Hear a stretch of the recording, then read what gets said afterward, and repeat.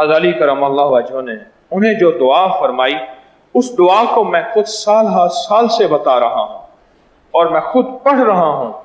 میں نے جس کو بتایا قرضے اتر گئے. یہ محمد آل محمد کا ہمارے اوپر احسان ہے. یہ محمد آل محمد کا ہمارے اوپر احسان ہے جو صدیوں نہیں چکا سکتے. ان کا احسان ہے،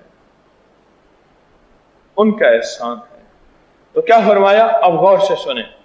آپ نے اسے بٹھایا، اسے تسلی دی، اور تسلی دن کے فرمایا کہ میں ایک دفعہ اپنے حبیب حضور کملی والی کی بارگاہ میں بیٹھا تھا. ایک شخص حاضر ہوا اور حاضر ہو کے عرض کیا کہ یا رسول اللہ صلی اللہ علیہ وسلم،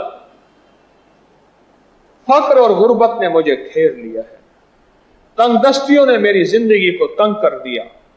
مفہوم ہے؟ اپنا غم سنایا، اپنا درد سنایا.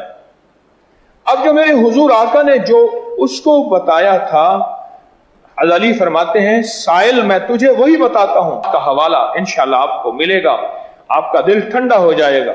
اب کیا فرمایا حضرت علی نے؟ اس سائل کو، اس منگتے کو، اس بھکاری کو فرمایا تو پڑھ اللہم اکفنی بحلالک عن حرامک واغننی بفضلک عمن سواک.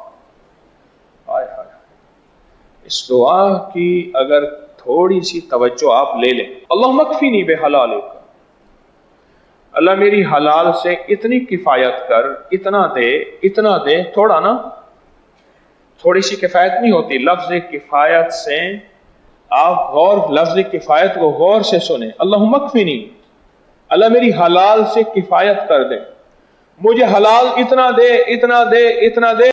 دوسری کہانی ہو، اللہ میری نسلوں میں چین، سکون، راحت، رحمت، عزت، برکت، وقار، شان و شوکت کا کبھی ذریعہ بن ہی نہیں سکتا، کبھی بن ہی نہیں سکتا. اللہم اکفنی بحلالک، مولا میری کفایت کر اور اتنی کر حلال سے.